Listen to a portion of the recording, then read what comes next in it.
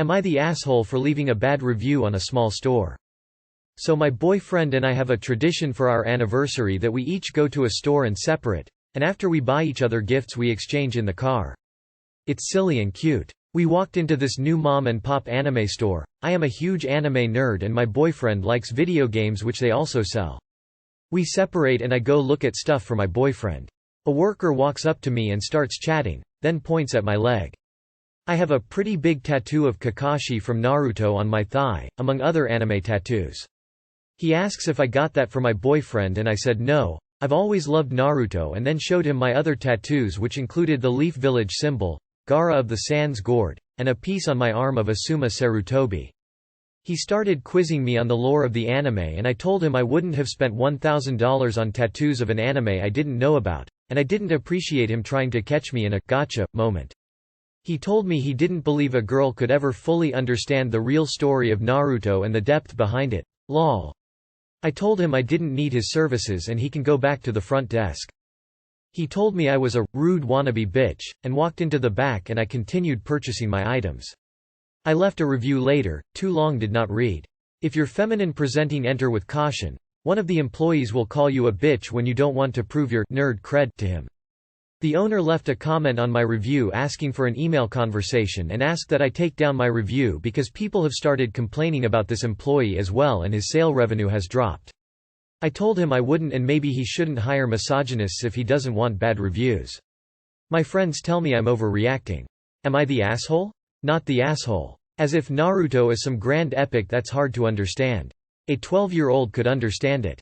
Not the asshole. You're not overreacting. If the store owner wants to get his revenue back, he can fire the misogynist. You are under no responsibility to put up with men treating you poorly just because you're female presenting. Don't let anyone tell you otherwise.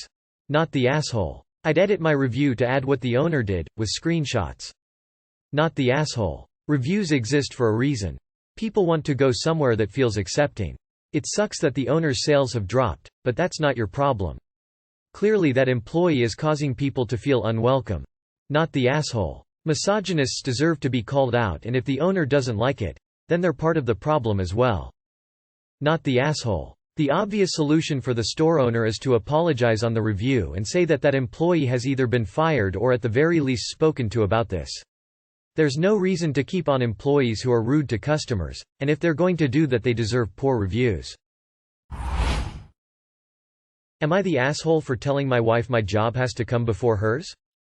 Background. Me, 35 male, my wife, 34 female, and our 2 kids, 3 and 5, live in a VHCOL city. I made about 5x as much as my wife, so we do pretty well. If my income were the same as my wife's, we would not be able to afford to live in our city. My job is pretty low stress, about 35-ish hours a week, with the only requirement that I be on call for 1 week out each month. Normally nothing ever happens, so I do my usual routine with the understanding with my wife that if I am needed I will drop whatever we are doing in work until the work issue is resolved. This only ever happens once every quarter and only lasts a few hours. My wife on the other hand has a much more stressful job. Her boss is incredibly demanding, and often demands random and inane things just as a power play with her subordinates. She usually works about 45–50 hours a week. As a result, I take care of most home stuff, drop off, pick up kids from daycare, cook meals, and generally keep the house clean. The Am I the Asshole incident. It was an on-call week after work hours when my wife got a text from her boss about fulfilling an emergency request for a client. My wife complained to me that this request really could wait until tomorrow, but she would rather get it done so she doesn't have to listen to her boss bitch at her in the morning if it's not done. I had no problem with it, but I reminded her that I am on call so I might need to switch with her if something came up. She made a grunt of acknowledgement but nothing beyond that. About 2 hours later I get an all-hands call to immediately come into the office. Normally I can resolve issues remotely, but we had an issue that prevented us from remoting in. I rush upstairs and told me wife I had to leave only for her to turn around and say, "Sorry, but my issue came up first. You are going to have to tell your work you can't." I was taken aback and told her that no, this issue isn't something I can skip for anything short of, I am physically in the hospital and can't come in. She got increasingly angry and started ranting at me, but I told her that I didn't have time for this, and that I am leaving. When I get back we can discuss this. She started crying, but I had no more time, so I left for the office. On the way she called me to continue the argument, and in the heat of the moment, I said, "Look, I respect that you put a lot of time and energy into your work, but we cannot afford our house or lifestyle without my job, so when push comes to shove, my job has to come first, otherwise we are going to be on the streets." She hung up on me after that. When I got home about 3 hours later, around 11 p.m., the kids were crashed out on the living room couch with several bowls of cereal spilled around them. I went upstairs and my wife was locked in the bedroom and refused to talk. In the morning I found out from the kids that she spent the night crying in her room and didn't feed them dinner or tuck them in, so they made cereal and had a sleepover in the living room. Not the asshole, and her neglecting to feed your children should be a red flag. I'm not going to lie, I was prepared to give you a YTA after reading the title, but no, you're absolutely not the asshole in this situation. Her behavior with the kids was horrible. She must change her job and attitude. Edit. Typo. Not the asshole. Your wife, however, needs to talk to a therapist. Her reaction is not normal, nor is it healthy. She should also look for a new job, as her current job is clearly interfering with not just her life but her emotional state. She knew you were on call. This was a known, pre-arranged agreement. Her suddenly going back on it and also neglecting your children is not healthy. What if one of the kids choked on the cereal? What if one of them slammed their head into something which gave them a concussion? Not caring for the children is a serious issue and signs of a much larger problem. I was going to go with no asshole here until the last paragraph. She knew you were on call, her work didn't have to be done there and then, ergo when your work called she should have stopped working and acted like a parent to your children. Having a childish tantrum in her room and ignoring the kids is unacceptable. If her job is so shitty she should move roles, not take it out on her family. You're not the asshole. Not the asshole. As you correctly stated, the family depends on your job. However, 2 points that you both should consider. There is no need for her to have such a demanding and stressful job considering the family situation.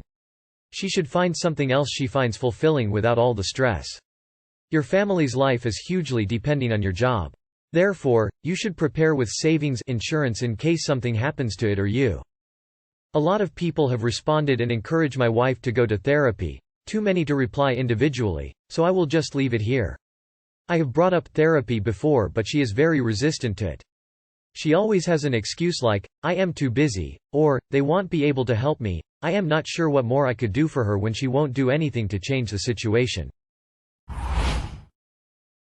Am I the asshole for filing a report against my late husband's colleague and getting him fired? My husband, 33, passed away 3 weeks ago. He used to work for this company for 4 years. He'd known lots of people and made many friends. For days I kept getting texts from his colleague, Ted. I don't know him personally, I had no idea how he even got my number. When he first texted me I texted, "Where did you get my number?" And he replied saying he got it from my husband. At first I felt annoyed, but then I started getting flirty texts from him. They started getting more and more inappropriate. I warned him to stop, but he sent me a pic one night at 3 a.m. and asked if I needed company. Since he knew I was lonely, I was appalled and enraged I couldn't even sleep at night. I waited till the early morning to go to the company, straight to his boss, and filed a report against after explaining in details about his behavior. He ended up getting fired because the other colleague said he did me and my husband wrong and disrespected his memory. He started arguing about how low what I did was coming to his work in hopes of ruining his livelihood. He kept saying it was between him and I and his workplace had nothing to do with it, but I told him I've known only as my husband's colleague and he was his colleague.